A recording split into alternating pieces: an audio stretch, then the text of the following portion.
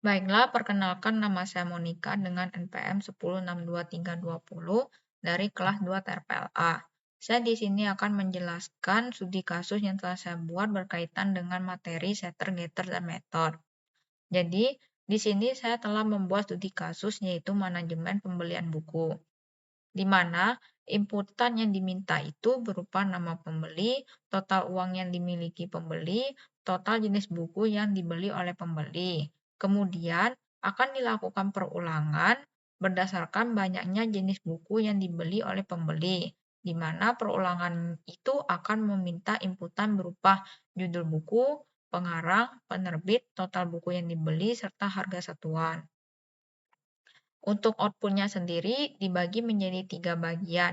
Yang pertama itu ada data pembeli akan menampilkan nama pembeli serta total jenis buku yang dibeli oleh pembeli. Sedangkan yang kedua itu ada data buku. Jadi data buku ini akan ditampilkan per setiap jenis buku yang dibeli. Jadi menggunakan perulangan di mana setiap jenis buku itu akan menampilkan judul buku, pengarang, penerbit, total buku, harga satuan, serta harga total yang diperoleh dari total buku dikali dengan harga satuan. Nah, yang terakhir itu ada data transaksi. Jadi, data transaksi itu akan menampilkan total uang yang dimiliki oleh si pembeli, total pembelian yang diperoleh dari menjumlahkan harga total dari seluruh jenis buku. Nah, yang terakhir ada kembalian yang diperoleh oleh si pembeli. Nah, kita langsung masuk saja ke kodenya. Jadi, di sini saya telah membuat sebuah kelas, yaitu kelas buku, di mana di dalam kelas buku ini terdapat beberapa properti seperti file nama dengan value awalnya yaitu noname. Yang kedua itu ada var total uang sama dengan 0, value-nya 0. Yang ketiga itu ada var jenis buku dengan value awalnya 0. Selanjutnya ada var judul buku dengan value awalnya no title. Yang kelima ada var pengarang dengan value awal no author. Selanjutnya ada var penerbit dengan value awal no publisher. Selanjutnya ada var total buku dengan value awal 0. Selanjutnya var harga satuan dengan value awal 0 serta var total pembelian dengan value awalnya itu 0. Nah, selanjutnya itu pada line 15 sampai line 17 itu terdapat set. Jadi kode set ini digunakan untuk mengatur nilai dari properti, terutama apabila ada penetapan nilai baru pada properti. Nah, selanjutnya pada line 20 ini ada get. Jadi get ini digunakan untuk mengambil nilai properti. Nah, selanjutnya pada line 23 sampai 27 ini terdapat sebuah metode, di mana metodenya ini bernama tampil data pembeli. Nah, metode ini termasuk metode tanpa parameter, di mana metode ini digunakan untuk menampilkan data pembeli, di mana ditampilkannya itu berupa println, menggunakan kode println, nama, mengambil value dari properti yang dengan nama yang di atas. Nah, yang kedua yaitu total jenis buku yang dibeli, menampilkan value yang ditampung oleh properti bernama jenis buku. Nah, selanjutnya pada line 30 sampai 32 terdapat metode dengan parameter. Metodenya itu bernama hitung harga total per buku, di mana parameternya itu berupa A dengan tipe data integer dan B berupa tipe data integer, dan mengembalikan nilai yang bertipe data integer.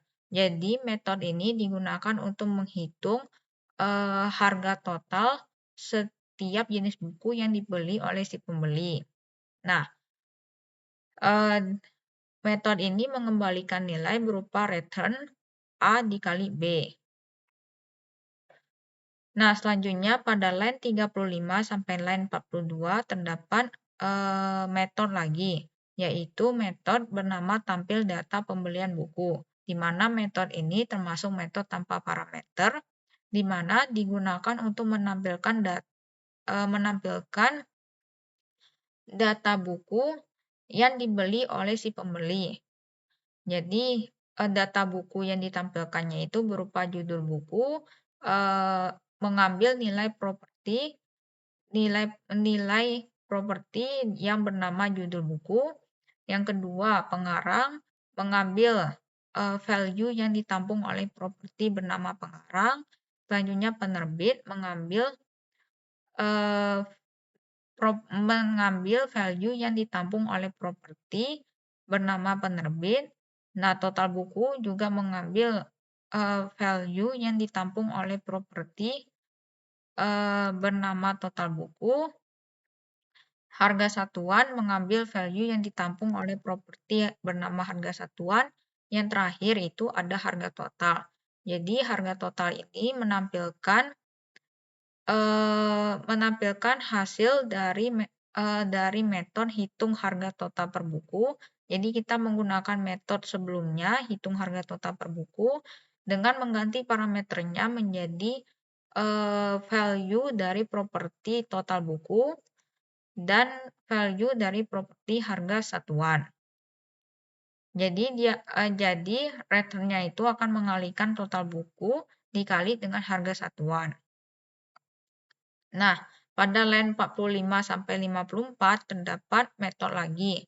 Metodenya ini bernama uang kembalian dengan parameter C bertipe data integer dan D bertipe data integer, di mana metode ini digunakan untuk menghitung uang kembalian yang harus diperoleh oleh si pembeli dan menampilkan keterangannya apabila pembeli itu memiliki sisa uang kembalian atau tidak memiliki sisa uang atau bahkan dia kekurangan uang.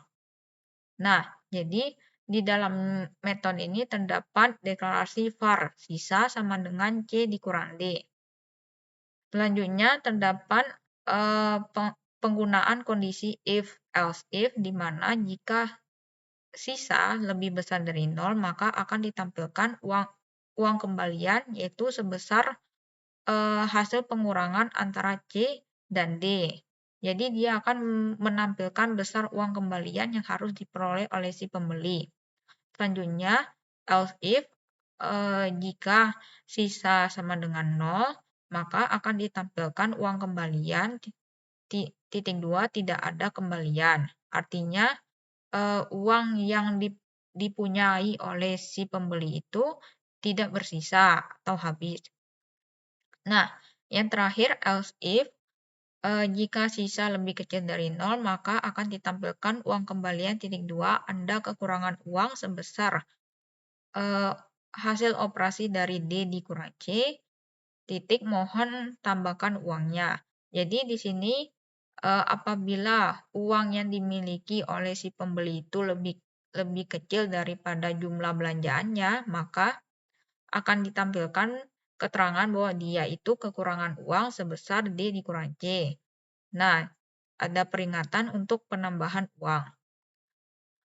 Nah, yang terakhir terdapat metode bernama tampil data transaksi. Jadi metode tampil data transaksi ini merupakan metode tanpa parameter yang digunakan untuk menampilkan data transaksi dari si pembeli. Jadi yang ditampilkannya itu ada total uang, mengambil value dari properti bernama total uang. Selanjutnya total pembelian mengambil value dari properti bernama total pembelian. Yang terakhir akan menampilkan hasil dari pemanggilan metode uang kembalian dengan mengganti parameternya menjadi value dari properti total uang dan value dari properti total pembelian. Jadi metode uang kembalian ini parameter C-nya itu akan diganti menjadi total uang dan parameter D-nya ini akan diganti menjadi total pembelian. Nah, setelah kita membahas kelasnya ini, maka kita masuk ke main. Jadi, di main-nya ini Seperti biasa kita menggunakan library scanner untuk supaya user dapat menginput data melalui keyboard. Nah, kita menggunakan font main seperti biasa yang di dalamnya itu terdapat file input. Jadi, file input ini merupakan variabel yang menampung library scanner supaya user itu bisa menginput data melalui keyboard. Nah, di bawahnya ini terdapat println untuk menampilkan tulisan manajemen data pembelian buku. Selanjutnya terdapat objek bernama pembeli buku yang menampung kelas buku. Nah, selanjutnya terdapat perintah menampilkan tulisan masukkan nama pembeli. Jadi, kita disuruh untuk memasukkan nama pembeli yang akan ditampung pada properti nama. Properti nama yang ada di kelas buku yang ditampung oleh objek bernama pembeli buku. Jadi, oleh karena itu, pada line 10 ini ditulis pembeli buku titik nama sama dengan input next. Jadi, kita menginputnya itu nama pembeli bertipe data string. Nah, selanjutnya, masukkan total uang yang dimiliki. Kita disuruh untuk memasukkan total uang yang dimiliki oleh si pembeli yang akan ditampung pada properti total uang yang terdapat pada kelas buku, di mana kelas buku ini tertampung pada objek pembeli buku. Makanya ditulis pembeli buku titik total uang sama dengan input next int. Jadi, data yang diterimanya itu harus bertipe data integer. Nah, selanjutnya masukkan total jenis buku yang dimiliki. Jadi, user diminta untuk memasukkan total jenis buku yang dibeli oleh si pembeli. Dan ditampungnya itu di dalam properti jenis buku yang terdapat pada kelas buku, di mana kelas buku ini tertampung pada objek bernama pembeli buku. Makanya kita tulis pembeli buku titik jenis buku sama dengan input next int. Jadi data yang dibaca itu harus berupa bilangan integer. Nah, selanjutnya input next line. Hal ini dikarenakan ketika kita menginput bilangan bertipe data integer, float, atau double itu, maka kita akan menyisakan atau menciptakan satu baris kosong sehingga diperlukan input next line. Nah, selanjutnya terdapat println. Nah, selanjutnya itu terdapat objek lagi bernama data buku. Nah, objek data buku ini menampung nilai-nilai properti dari kelas buku dengan berupa array dengan panjang datanya itu sebesar pembeli buku titik jenis buku. Jadi panjang datanya itu sebesar nilai properti jenis buku yang kita input sebelumnya di sini. Nah, selanjutnya terdapat perulangan for, di mana batasannya antara 0 sampai pembeli buku titik jenis buku dikurang 1.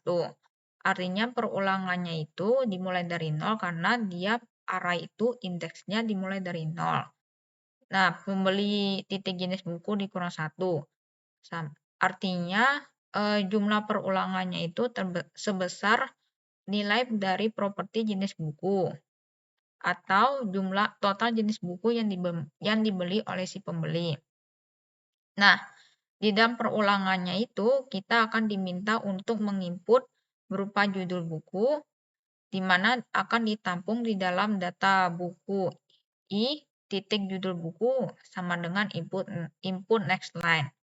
Jadi dia akan membaca satu baris yang akan ditampung dalam properti judul buku sesuai dengan urutan array-nya di objek data buku. Nah, selanjutnya itu sama saja, kita diminta untuk menginput pengarang, penerbit, total buku, dan harga satuan, di mana masing-masingnya itu diinput. Kalau pengarang itu merupakan input next line. Nah, penerbit juga sama. Kalau total buku sama harga satuan merupakan input next int berupa bilangan integer. Nah, di mana setiap inputan ini akan dimasukkan ke dalam propertinya masing-masing, pengarang ke pengarang, penerbit ke penerbit, total buku ke total buku, harga satuan ke harga satuan. Nah, sesuai dengan urutannya dalam array objek data buku. Selanjutnya terdapat input next line. Jadi input next line itu seperti yang dijelaskan sebelumnya, kalau kita menginput bilangan, maka akan menciptakan satu baris kosong sehingga diperlukan input next line.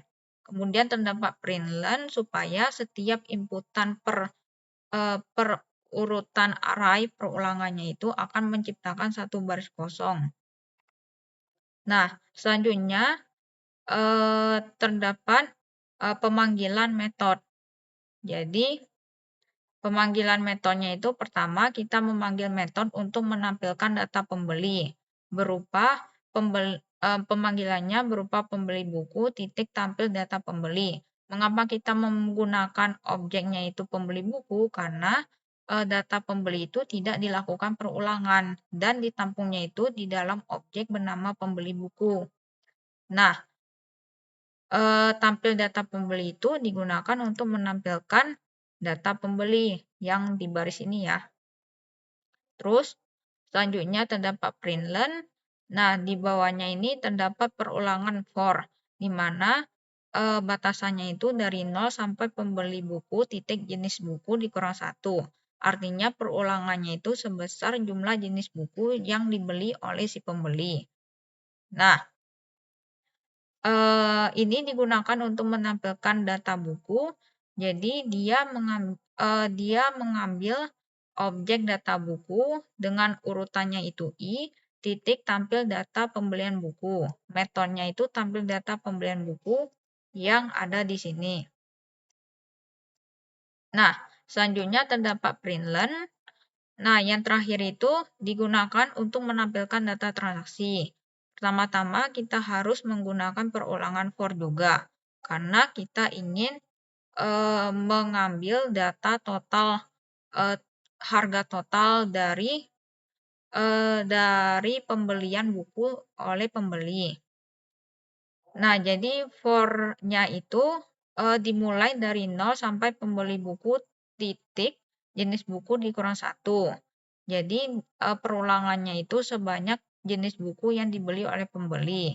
Nah, di dalamnya itu terdapat increment pembeli buku titik total pembelian plus sama dengan data buku i titik hitung harga total per buku dalam kurung data buku i titik total buku, data buku i titik harga satuan. Jadi properti total pembelian akan menampung nilai increment dari setiap perhitungan metode hitung harga total per buku, di mana parameternya itu diganti menjadi data buku i titik total buku, data buku i titik harga satuan. Jadi data setiap jenis buku berupa total buku dan harga satuan itu akan dikali dan akan dilakukan increment untuk menghasilkan total pembelian. Nah, kemudian baru kita melakukan pemanggilan metode berupa pembeli buku titik tampil data transaksi. Jadi kita ingin menampilkan metode dari tampil data transaksi yang berada di kelas buku ini. Tampil data transaksi yang ini ya. Nah, mungkin itu saja penjelasannya. Selanjutnya kita akan mencoba menjalankan kodenya.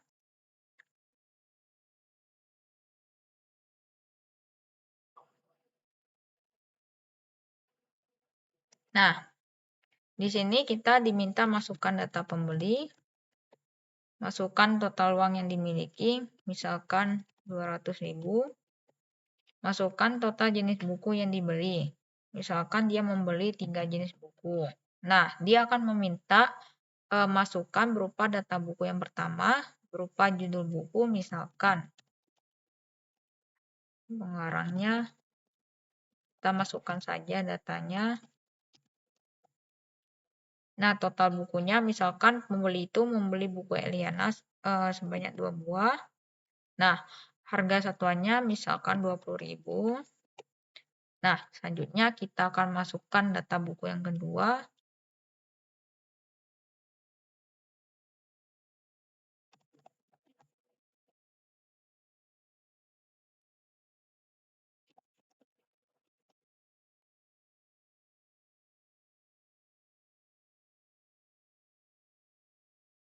Misalnya dia membeli 3, harga satuannya 15.000.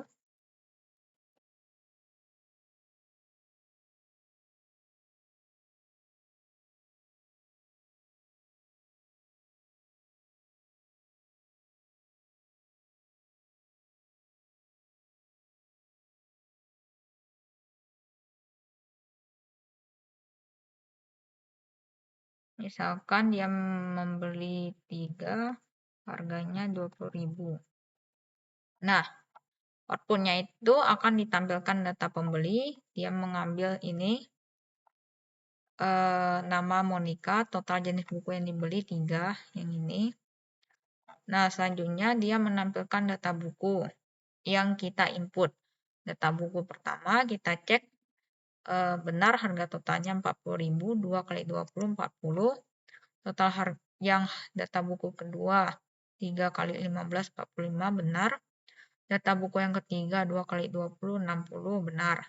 Jadi jumlahnya itu ada 40 tambah 45, 85 tambah 60, 145. Jadi total uangnya 200.000 yang dimiliki yang ini. Nah, selanjutnya total pembelian 145.000 dan uang kembaliannya itu 200 dikurang 145 sama dengan 55.000. Nah, mungkin itu saja penjelasan dari saya mengenai studi kasus yang telah saya buat berkaitan dengan materi setter, getter, dan method. Apabila ada salah kata, saya mohon maaf. Saya ucapkan terima kasih.